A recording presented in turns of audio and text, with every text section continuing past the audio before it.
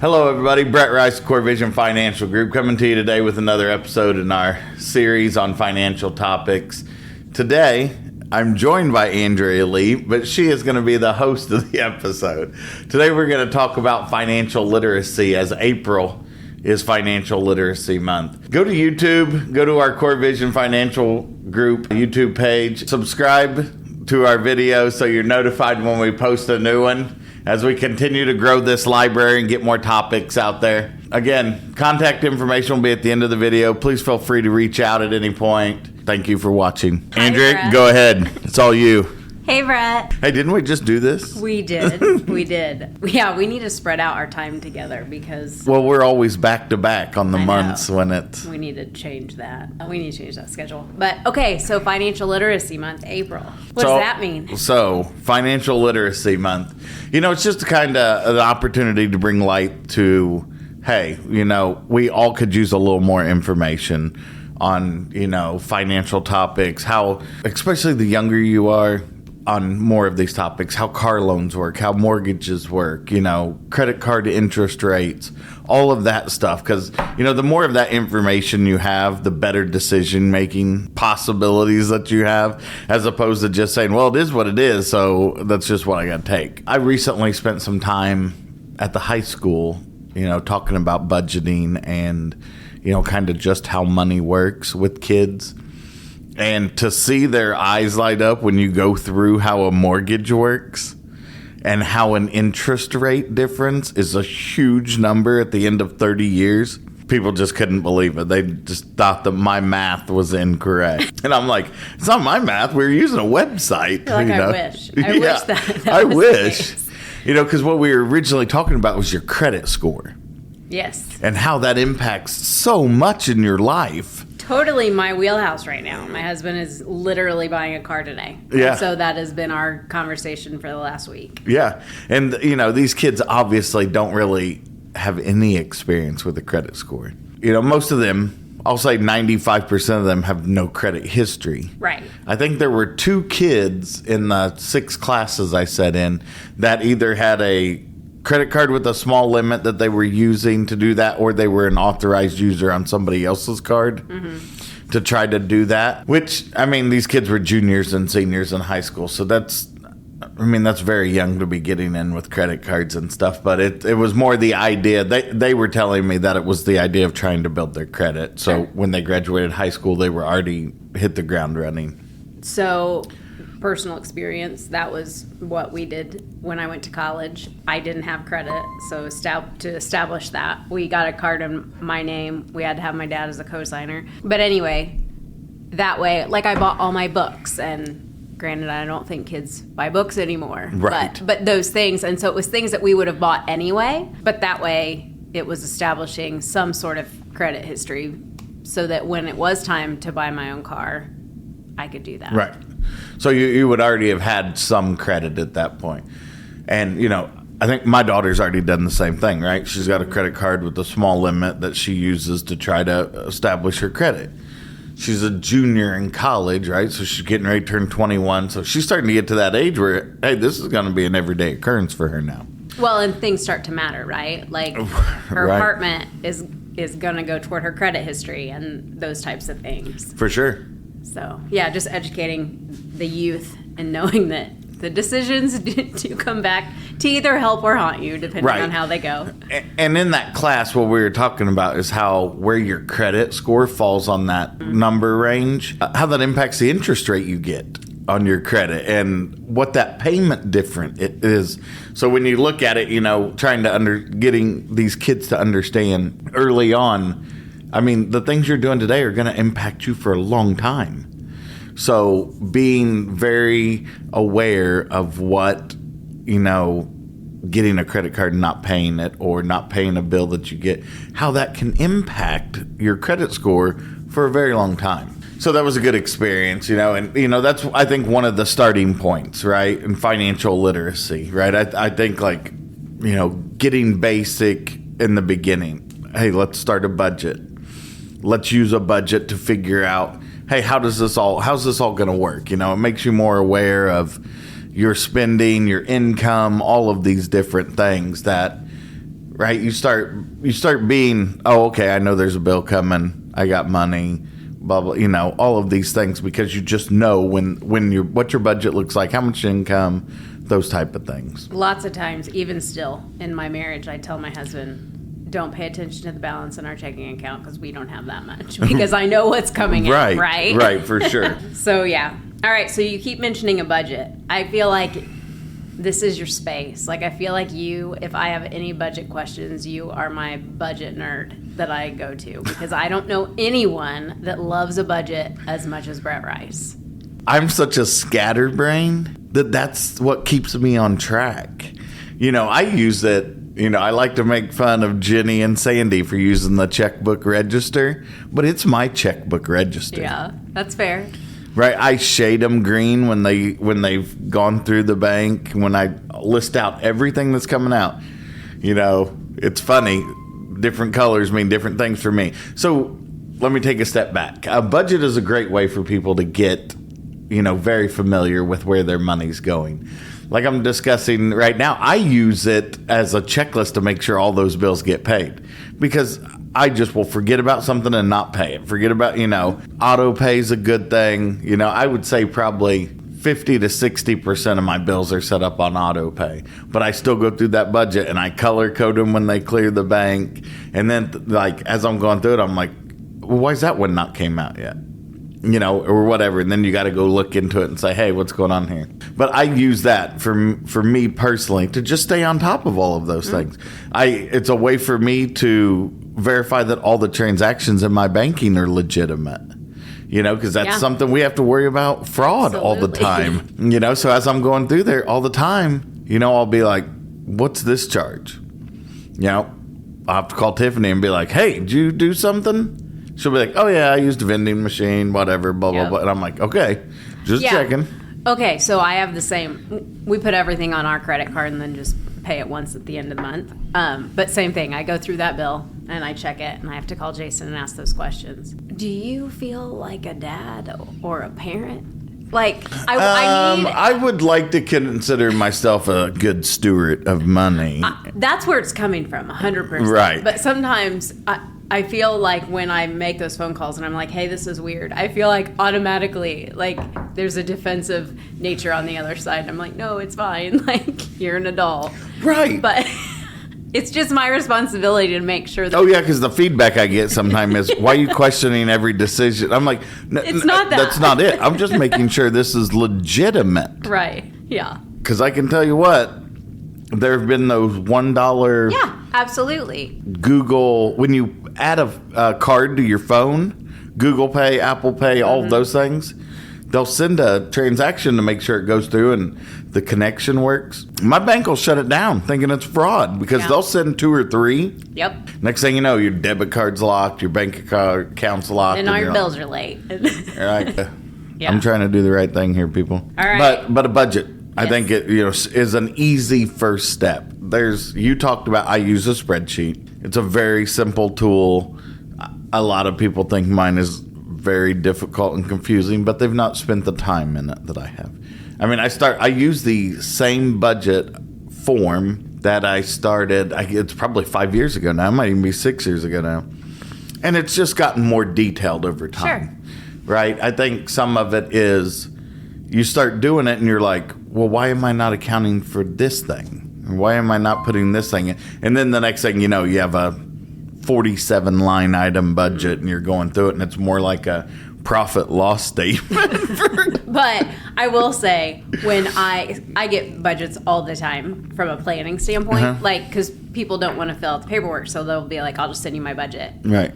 The more detailed it is, the less questions I have, because just like you said, it makes sense to you, but it may not make sense to your spouse or somebody else who's looking at it. So in a budget meeting, I have my computer out. I'm looking at my spreadsheet. Tiffany's sitting over here with a notepad. Because that's her ledger that works for her. Writing it down in pencil that she'll never look at again. But then she feels like she knows the budget and she's good to go. Hey, and she's checked in. Right. 100%. She participates. She's there. It's just, you can make those two things work, right? Mm-hmm. She can do the budget her way. You can do the budget yours, and they can still align. Yes.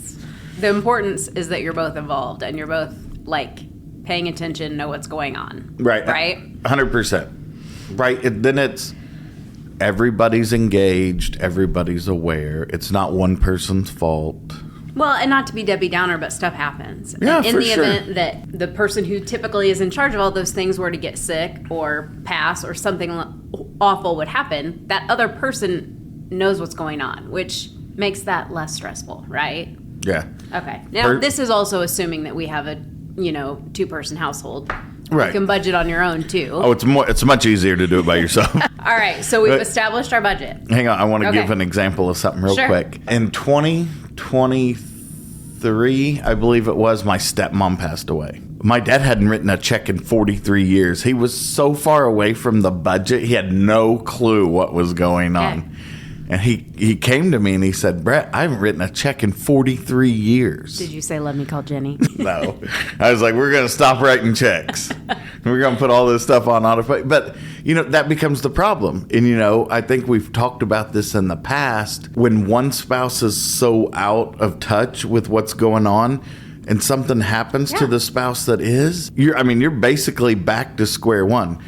My dad had no idea how much his mortgage was, car payment, he had no idea. He didn't even know who was the insurance agent on that stuff. Yeah. So it was a real on top of task. dealing with the loss. On top, he's not giving himself any opportunity to grieve the loss because he's immediately like, hey, I don't know what's going on with this bill. Yeah. He'd be like, hey, here's a whole stack of mail. Can you go through it for me? And you'd be like, oh my gosh. So then you get, right. Work as a team. If you're a 2-person household, both people should be on board. And if one doesn't want to be, they need to be. It's just a conversation of what happens if I'm not here tomorrow. Well, and I think something that you bring up also is a great point with aging parents, because unfortunately that's, where we're headed. I think it's always good to have somebody else looking at that, right? 100%. So if you have a spouse that's already passed and so now you are single again, probably wouldn't be a bad idea to bring one of your kids in and just be like, hey, this is where everything is. Been through that with my father-in-law. When he passed, we knew nothing. And so we were, just scrambling to try and figure out what to do, what existed, where it was. And so luckily we had a little help. But yeah, that grieving process is important, and allowing yourself to do that. I was very lucky to the fact that Susan, my stepmother, had a 3-ring binder, and she had been handwriting down bills that she paid for years. But in there was also a page that said account numbers and phone numbers to call. So important. Oh, it was, I don't keep track of account numbers and phone numbers to call. Mm-hmm. So she may have had a level of detail I didn't. Yeah. I wouldn't even worry about, but right, mine are all logins on web pages. Yeah. Well, and half the time your account numbers, they won't show you the whole number on there. Right. So it's hard sometimes to even get them. Yeah. So it was super helpful that she had all of that stuff written down. All right. Moving on. We got a budget. We've established it. Now what? So once, and you can kind of do some of these in different orders, because I'm not sure, this isn't cookie cutter for everybody. Sure. Some people don't like to do things in the same order as others for whatever reason and stuff. So I have these conversations with people where I'm like, just because this is the way I did it doesn't mean that that's what you're going to be comfortable with. Do these things, and some of them need to be done in a certain order, but some of them don't have to be. Build an emergency fund, right? Educate yourself on how much money you should have in an emergency fund. What's the purpose of an emergency fund? Well, it's to cover emergencies. It's to take all the up and down out of your budget, right? So your budget's going along and all of a sudden car breaks down. It's $1,500 to fix the engine. Instead of having to say, hey, that $1,500 has got to come out of April's budget, you say, well, we got this emergency fund over here that allows us to keep moving along on the budget. We can take the money out of this emergency fund and then start saving again to replace it. But it's to eliminate all the noise, all the, in your budget. So you still can make all the other payments regularly like you would. You have the money set aside, and it allows you to keep living your life as you have been. I have always looked at an emergency fund as a stress saver because for sure. That way when like something happens, and all kinds of things happen, right? Life Storm happens. damage. Loss of job. Insurance premiums, or deductibles. Sure. So all those things that happen, they're not so scary or so emotional if you've planned for it. Because that's essentially what an emergency fund is, right? 100%. It's planning for what you don't know is going to happen, but you're planning for that. Right. So because it's going to happen. Something is going to happen. So, yeah. If you I personally, my husband has a job that is kind of risky, not necessarily like in his life, but in just the employment. Market. Yeah, like the market itself. So currently, we have about a year's savings as our emergency fund. That's a lot. But there have been times where we've gone through where we've needed it. Right, so right. For us, that's what makes sense. For somebody else, that may not make any sense. Right. So typically they say 3 to 6 months to help you get through, like you said, job loss, sickness, illness, those things. So for 3 to 6 months, you could continue paying your bills as you had without interruption while you try to manage through this issue, whether it's a job loss, illness, storm, all these different things that can happen that are emergencies, accidents, whatever, without, throwing the rest of your life in chaos. Right. Keeping that stress level low. All right, so you mentioned debt, loans, interest rates. Yeah, I think understanding how debt works is huge. Most people don't understand, like we talked about a mortgage earlier, the amount of interest that you pay back on a 30-year home mortgage is eye-opening. I mean, it'll make you go, no, there's no way I'm paying. That's how much I'm paying back. Especially the first time you see one, you see that amortization schedule, and you're like, no, this has got to be. I must not understand how this works. And then you're like, no, that's exactly how it works. Yeah, because they got to make money on you using their money, right? That's what that all goes back to. Right. But understanding how credit cards work, how that interest works. Yeah. Understanding 25% interest is super high. It's awful. Yeah, it's so high. Yeah, that's why, in my opinion, you just try and not put anything on there you can't pay for anymore. Right. Like, we use it for points, but that's it. Yeah, and people use a lot of different mindsets about, hey, is it okay to put this on a credit card? I saw something the other day where somebody said, if I can't afford to pay for it twice, then I can't afford it. So, whether that's on a credit card or on a debit card or however you want to credit, cash, they just said, if I buy that, what they normally do is tell themselves they need to put the same amount in savings, right? I mean, depending upon what you're buying, yeah, that makes sense because you really want yourself to feel the pain of that, to say, no, I've really got to think through these decisions if I'm putting something on credit. A lot of people, like you talked about your situation, put it on credit, but then you're paying it off. A lot of people don't have that discipline. Yeah. And, other things happen. That may be your plan, but then flat tire, sick child, there's all these things that come up every day that throw a monkey wrench into that. So understanding debt management and how that works is huge. There's nothing wrong with, getting a mortgage, getting a car payment, but you need to understand how that loan is going to work. How much interest are you going to pay that bank while you use their money? Understand it. I'm not saying that, let that deter you when you look at it and you say, oh my gosh, that's too much. Well, every bank out there is probably the same interest rate or very near each other. But knowing that do you still need that item when you know you're going to pay that much more for it? Right. Sometimes, yes. Like cars, they're going to help you get to your job. So, and there's good debt and there's bad debt, right? Like typically a mortgage is going to be good debt. A 25% interest rate probably not going to be good debt if you're holding a balance on that credit card. And also, let's talk about, like, you see a lot of times 12 months same as cash and stuff. Make sure you educate yourself on what that is. Read that thing so you understand 12 months same as cash doesn't mean you don't make a payment for 12 months. Right. You're still going to have a minimum payment every month that you're going to have to pay. Or you should, to get the benefit of the 12 months same as cash. Right. Because if you miss a payment, all that interest kicks in. Right. There's just all these things. Understand that if you don't make it, what's that interest going to go to? Understand what that makes that thing cost that you're doing 12 months same as cash. What would it cost if all that interest kicked in? And then is it still a good deal? Right. Because, there's a possibility it may.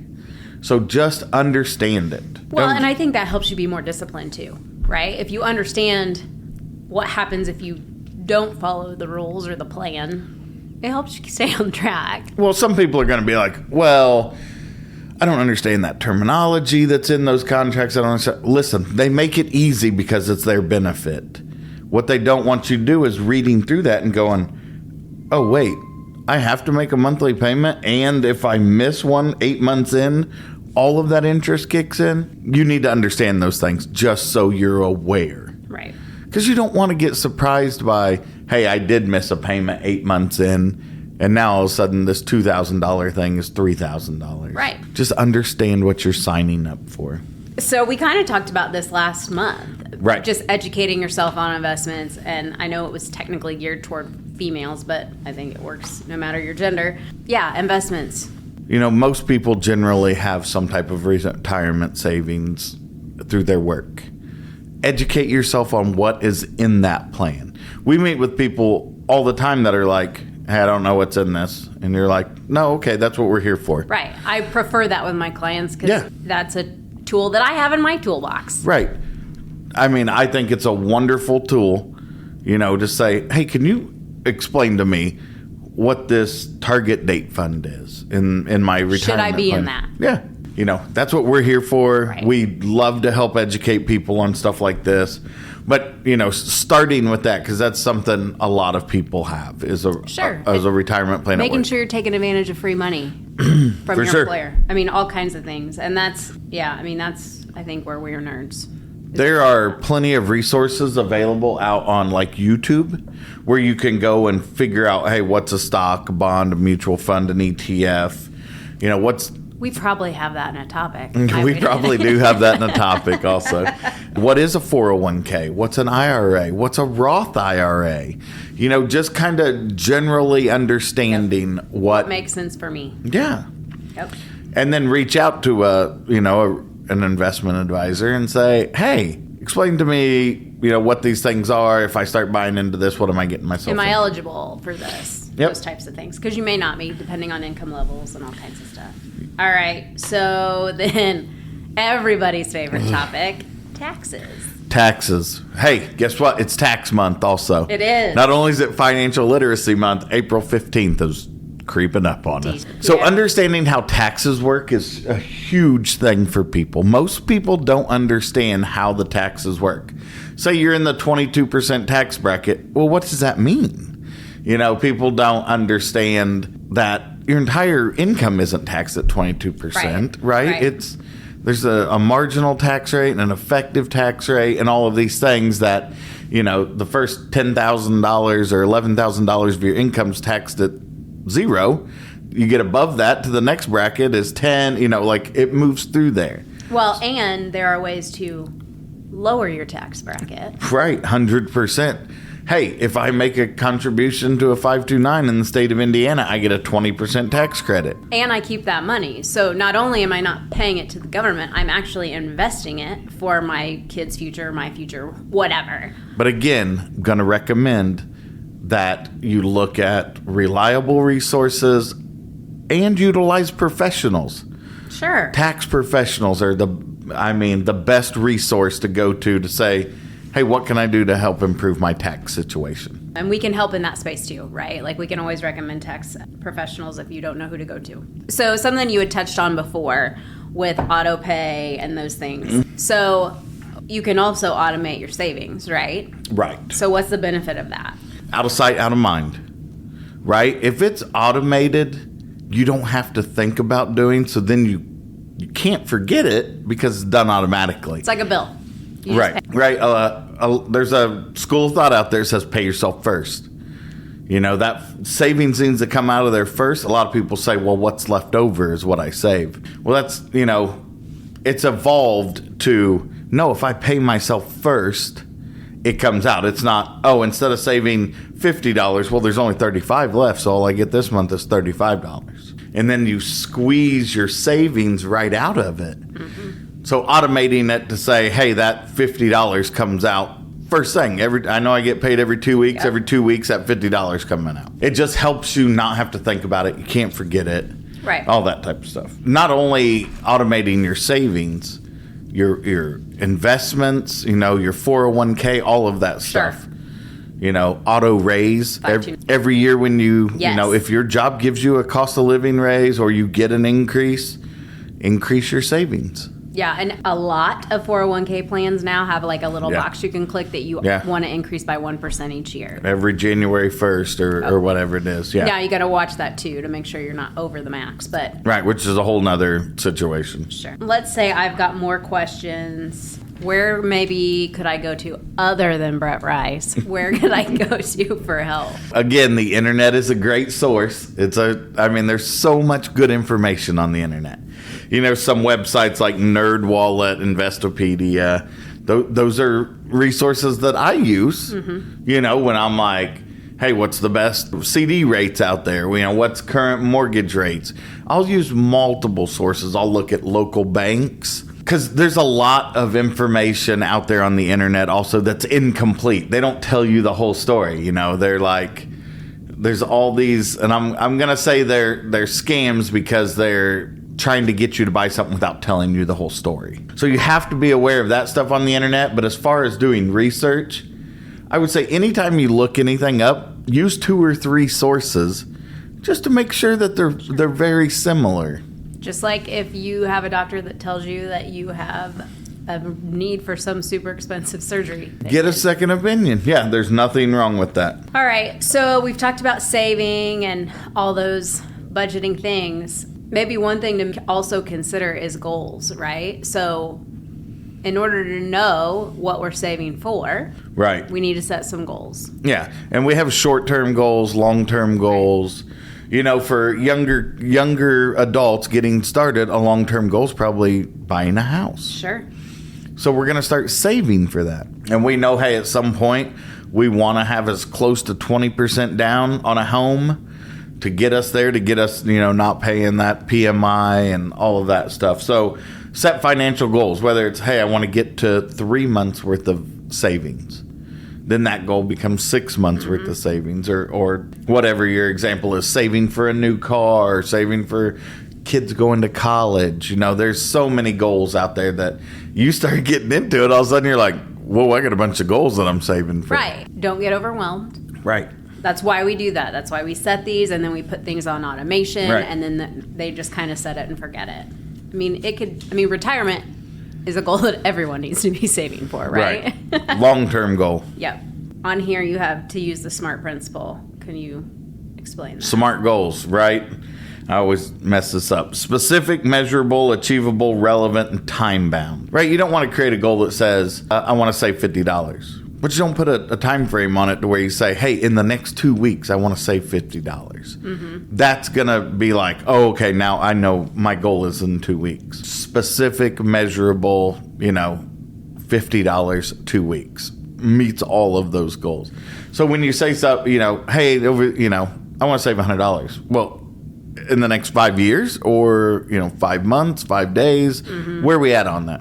Right. So just that way you have some accountability to yourself.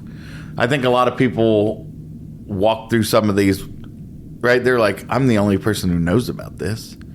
So it doesn't matter if it takes me 2 months instead of 2 weeks to get to that goal.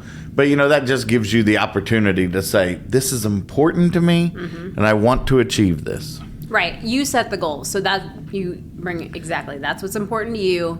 Yep. And for sure. Somebody else doesn't need to set your goals for you. Talking about money, It's what we do all day long. Right. But most people don't. And most people are not comfortable. Well, you're taught not to be. We reach out to people all the time and say, hey, let's talk about retirement planning.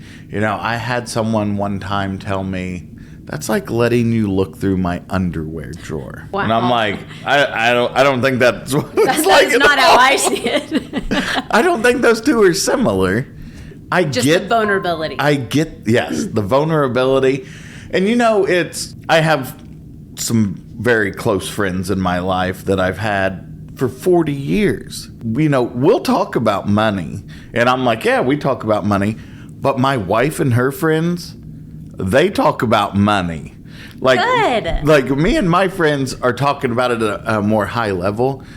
I feel like my wife and her friends are talking about, openly discussing everything that goes on as far as money's concerned. And I'm like, we probably don't really talk about money over here in the same. Yeah, because they're down in the nitty gritty details of how much every single thing costs. And over here, we're talking in generalities about, how much everything is and stuff.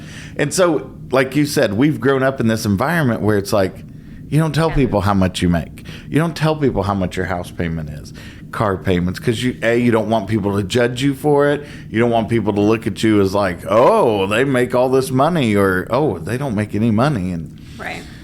I think it's good to have people that you can talk to about those things. Well, and everything that comes through our doors is confidential, right? Like. Oh yeah, as far as us in here, yes, sure. Absolutely. So that's a safe space if that's not something that you are comfortable. Because I don't know that I still would want to just air everything. Now with my parents, yeah. My family, yeah, absolutely, because they're going to find out anyway if something happens to me, so they might as well know. But right. But my wife will. Every detail. She's got a couple of friends that are very close. They know almost every single detail of her life. Yeah. And I'm like, you share all. Yeah, and that is unique. But there's a comfort level, right? And everybody's is different. For sure. There are people that are uncomfortable having doctors in Shelbyville because they live here. Right. There are people uncomfortable with advisors in Shelbyville because they live here. So I get it. It's different for everybody. Anything that comes through our door is confidential. So yeah, and that's any conversation I have with somebody. I'm not turning around and then going out to down on the square downtown and being like, "Hey, somebody told me." Well, and in all fairness, at the moment when we're having the conversation, I'm paying attention and I know what's happening. The second that conversation is over, I have forgotten. I may remember the percentages and those things, but the actual value, that's irrelevant because I'm typically talking about percentages anyway. But I agree with you. That's something historically people have been told you don't share that information. But I think there's a level of accountability. You start sharing that information with people, then you're like, yeah, I probably should clean that up. Yeah. Well, it also, if you care about your friends, making sure that they are contributing to their 401ks, those types of things, those are good conversations to have.